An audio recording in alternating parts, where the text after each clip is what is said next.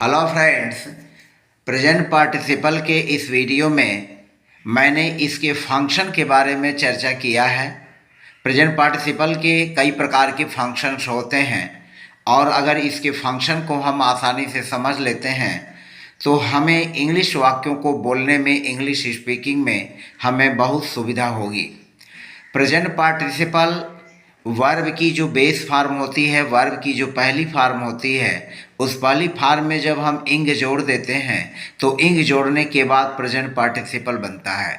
वैसे वर्ब की इंग फार्म में जोड़ना के नियम भी अलग अलग हैं कि किस प्रकार का वर्ब है, और उस वर्ब में जब आईएनजी जोड़ते हैं तो कुछ अल्फ़ाबेट्स के या लेटर्स के परिवर्तन भी होते हैं, तो वो एक अलग प्रकरण है। जैसे सिंग में आईएनजी जोड़ेंगे तो सिंगिंग हो जाएगा, या प्रेजेंट पार्टिसिपल है। कट में आईएनजी जोड़ेंगे तो कटिंग होगा, यह भी प्रेजेंट पार्टिसिपल है। लेकिन यहाँ पर देखें टी है और टी के पहले हमारा वावल स्वर है, यू है, तो जब आईएनजी जोड़ेंगे तो टी को एक और बढ़ा देंगे यानी डबल टी हो जाएगा, और तब हम इसमें हम जोड़ेंगे कटिंग। इसी तरह से डांस प्लस इंग है, तो डांस में जब इंग जोड़ेंगे तो चूंकि सी के बाद हमारा लेटर जो है ई है, तो ई को हटा देंगे और तब उसमें आईएनजी जोड़ेंगे तो यह डांसिंग होगा। इसी तरह से लाई प्लस इंग है, तो लाई प्लस इंग को जब जोड़ेंगे तो इसमें कभी आई और ई को चेंज कर देंगे वाई में, और वाई में चेंज करने के बाद तब इसमें आईएनजी जोड़ेंगे। तो फिलहाल वर्ब्स में इंग जोड़ने के अपने कुछ नियम हैं जिनको आप अलग वीडियो में देख सकते हैं। और यहाँ पर जो वर्ब की फर्स्ट फॉर्म में जो इंग जोड़ा गया यह प्रेजेंट पार्टिसिपल बना। तो प्रेजेंट पार्टिसिपल के हम फंक्शन की चर्चा कर लेते हैं। मैंने इस वीडियो में 5 फंक्शंस की चर्चा की है, तो वो सभी फंक्शंस एक एक करके हम इस वीडियो में सीखेंगे। इसका पहला फंक्शन है एज एन एडजेक्टिव। कहने का मतलब जो प्रेजेंट पार्टिसिपल है यानी वर्ब की जो इंग फॉर्म है वह एडजेक्टिव का भी कार्य करती है। दूसरा इसका फंक्शन है एज ए सब्जेक्ट कॉम्प्लीमेंट, यह कर्ता के पूरक के रूप में काम करता है। तीसरा है एज एन ऑब्जेक्ट कॉम्प्लीमेंट, क्रिया के कर्म के पूरक के रूप में काम करता है। और हम प्रेजेंट पार्टिसिपल का उपयोग कंबाइन सेंटेंसेज, वाक्यों को जोड़ने में भी करते हैं। 2 या 2 से अधिक वाक्य जब होते हैं तो उनको जोड़ने के लिए हम प्रेजेंट पार्टिसिपल का यूज करते हैं। और एज एन एब्सोल्यूट फ्रेज, और एब्सोल्यूट फ्रेज के रूप में भी प्रेजेंट पार्टिसिपल का यूज होता है। तो इस वीडियो के माध्यम से प्रेजेंट पार्टिसिपल के फंक्शन के 5 प्रकारों को हम 1-2 एग्जाम्पल के आधार पर सीखेंगे। तो आइए एक एक फंक्शन हम लेते हैं और उन सभी फंक्शनों को एक एक सीखते हैं। पहला हमारा है एज एन एडजेक्टिव। पहला फंक्शन है एज एन एडजेक्टिव, यानी प्रेजेंट पार्टिसिपल जो होता है विशेषण का काम करता है, एडजेक्टिव का काम करता है। जैसे आप कहते हैं कि राम लंबा है, राम इज टाल, तो टाल जो है राम की विशेषता बता रहा है, राम को क्वालिफाई कर रहा है, राम कैसा है, राम लंबा है, और यहाँ पर राम नाउन है। इसी तरह से जो एज एन एडजेक्टिव के रूप में जब हम प्रेजेंट पार्टिसिपल का यूज करते हैं तो प्रेजेंट पार्टिसिपल अपने नाउन को क्वालिफाई करता है कि विशेषता के बारे में बताता है। एग्जाम्पल देखें वाक्यों के माध्यम से। The shining star captivated everyone, यहाँ पर देखें शाइनिंग है और शाइनिंग के बाद हमारा स्टार है जो कि यह नाउन है। तो इस नाउन के पहले शाइनिंग को रख करके, इस प्रेजेंट पार्टिसिपल को रख करके हमने जो है स्टार को क्वालिफाई किया शाइनिंग वर्ब के द्वारा, प्रेजेंट पार्टिसिपल के द्वारा। तो इस रूप में अगर देखें तो प्रेजेंट पार्टिसिपल एक वर्ब का ही विशेष फॉर्म होता है और यह एडजेक्टिव का काम करता है। तो the shining star captivated everyone, यानी चमकते हुए तारे ने प्रत्येक को, सबको कैप्टिवेटेड, मोहित कर लिया। तो यहाँ शाइनिंग स्टार को क्वालिफाई कर रहा है। दूसरा देखें वीसा और रनिंग डियर, यहाँ पर डियर नाउन है और इस नाउन को क्वालिफाई कर रहा है रनिंग। रनिंग क्या है? यह प्रेजेंट पार्टिसिपल है और यह प्रेजेंट पार्टिसिपल के रूप में डियर को क्वालिफाई कर रहा है कि वीसा और रनिंग डियर, हमने एक दौड़ते हुए हिरन को देखा। यानी कहने का मतलब इसको आप ऐसे भी समझ सकते हैं कि जो प्रेजेंट पार्टिसिपल होता है वह नाउन के एक्शन को बताता है कि नाउन की एक्शन क्या है, उसकी गतिविधि क्या है, एक्टिविटी क्या है। यहाँ नाउन जो डियर है वह क्या कर रहा है? रनिंग है, दौड़ रहा है, यानी दौड़ता हुआ, तो उसके एक्शन को बता रहा है। दे अब्यूज द डांसिंग गर्ल्स, यहाँ गर्ल्स नाउन है और इन नाउन की क्वालिफाई कर रहा है डांसिंग। लड़कियाँ क्या कर रही थी, नाच रही थी, तो लड़कियों का जो मोशन है वह एक्शन जो है वह डांसिंग है। तो they abuse the dancing girl, तो डांसिंग जो है प्रेजेंट पार्टिसिपल में गर्ल्स नाउन की को क्वालिफाई कर रहा है। She read an amusing book, यहाँ पर अम्यूजिंग देखिए, अम्यूजिंग जो है बुक नाउन को क्वालिफाई कर रहा है, यानी बुक की यह विशेषता बता रहा है अम्यूजिंग, जो कि प्रेजेंट पार्टिसिपल है। That running man is my brother, अब यहाँ देखें रनिंग मैन दौड़ता हुआ आदमी, अब आदमी की मोशन क्या है, आदमी जो है मोशन में है, एक्शन में है, और वह एक्शन क्या कर रहा है, रनिंग का एक्शन कर रहा है, यानी जो रन है वह एक्शन बता रहा है दौड़ने का। तो यहाँ पर रनिंग जो है क्वालिफाई कर रहा है मैन को, तो that running man is my brother, वह दौड़ता हुआ आदमी मेरा भाई है। अगला जो इसका फंक्शन है as a subject complement. Subject complement का मतलब हुआ कर्ता के पूरक के रूप में प्रेजेंट पार्टिसिपल काम करता है। अब इसको एग्जाम्पल से समझते हैं। This drama is amusing, this drama is amusing. अब यहाँ पर देखिए अम्यूजिंग प्रेजेंट पार्टिसिपल है, और यह प्रेजेंट पार्टिसिपल जो दिस ड्रामा है, इस दिस ड्रामा के लिए यह कॉम्प्लीमेंट का काम कर रहा है। तो दिस ड्रामा इज अम्यूजिंग, यानी एज अ सब्जेक्ट कॉम्प्लीमेंट अगर हम केवल वाक्य इतना ही लिखें कि दिस ड्रामा इज, यह नाटक है, तो यह नाटक है, तो यह हमें पूरा इस वाक्य का अर्थ नहीं मिलेगा। और दिस ड्रामा यानी यह ड्रामा है, तो ड्रामा क्या है, यानी अम्यूजिंग है, आनंददायी है, या यूँ कह सकते हैं मनोरंजक है। तो this drama is amusing, amusing जो है यह जो सब्जेक्ट है दिस ड्रामा, इसके पूरक के रूप में आया है, कॉम्प्लीमेंट के रूप में आया है। हर काइंडनेस वाज अमेजिंग, अब यहाँ पर सब्जेक्ट है हर काइंडनेस, और हर काइंडनेस के रूप को पूरा करने के लिए इस सब्जेक्ट को पूरा अर्थ दिलाने के लिए यहाँ पर अमेजिंग का यूज हुआ, और यह प्रेजेंट पार्टिसिपल है। तो हर काइंडनेस वाज अमेजिंग। तीसरा वाक्य है योर बिहेवियर इज ऑफेंडिंग, तुम्हारा व्यवहार बहुत ही आक्रामक है।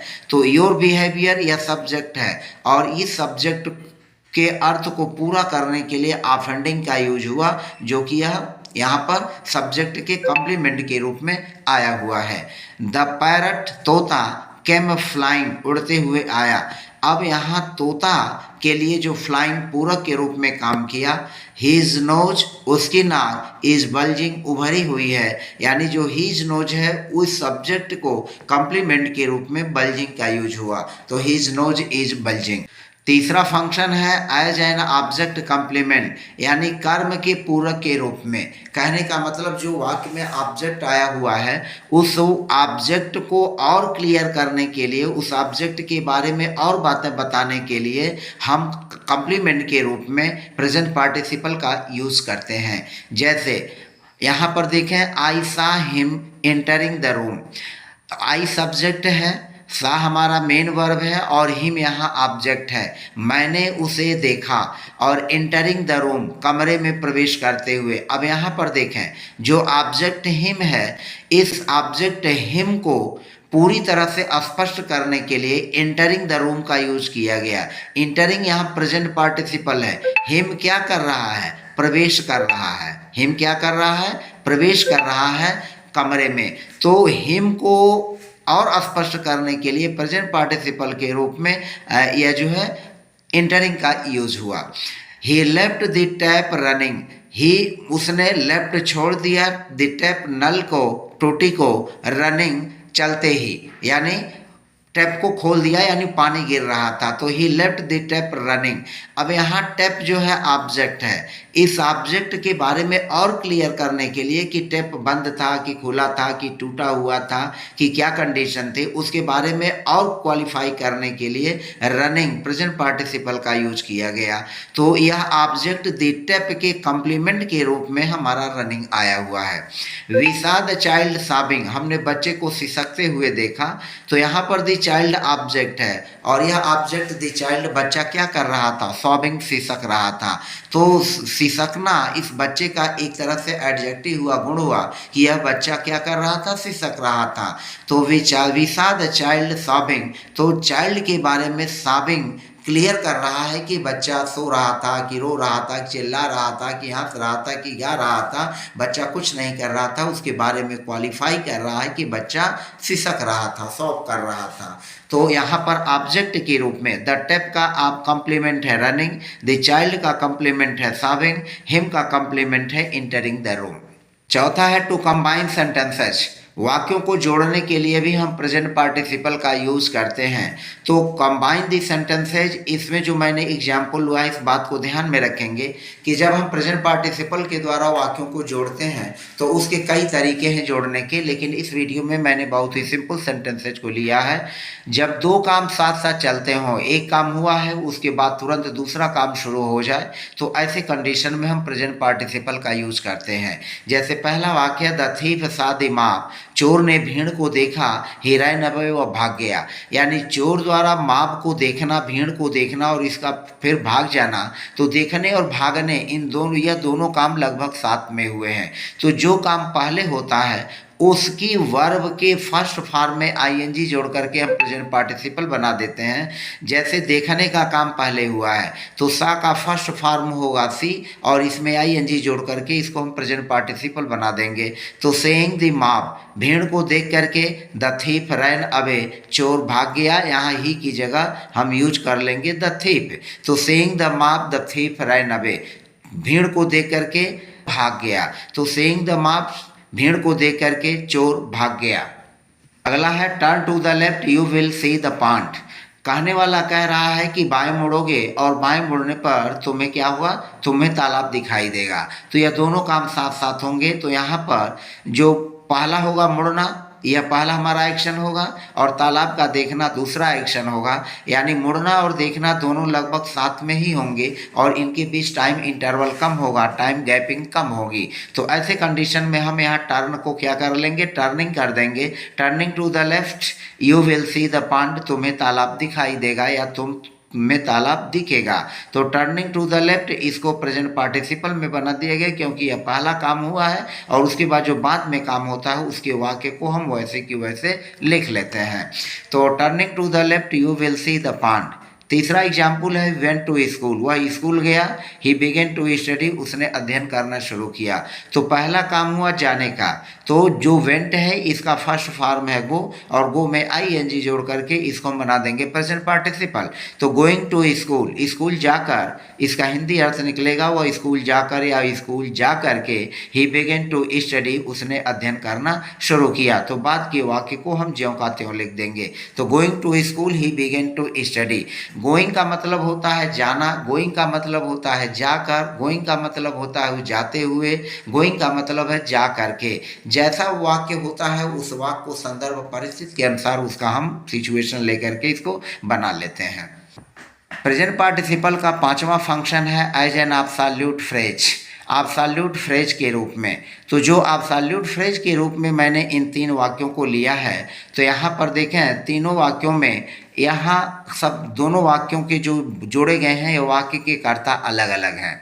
तो जैसे it being a rainy day, बरसात का दिन होने के कारण he did not go out, वह बाहर नहीं गया।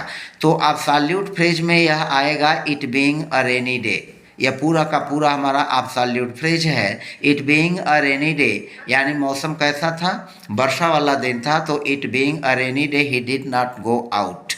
द मिस्ट्रेस बीइंग अवे, मालकिन दूर होने के कारण, यह हमारा एब्सोल्यूट फ्रेज है। The mistress being away, the servants had a good time, नौकरों ने पूरा अपना अच्छा समय बिताया यानी आनंद किया, मौज मस्ती किया। तो the servants had a good time, नौकरों ने मौज मस्ती किया क्योंकि मालकिन जो थी घर से दूर थी। तो यह हमारा एब्सोल्यूट फ्रेज कौन है, द मिस्ट्रेस बीइंग अवे।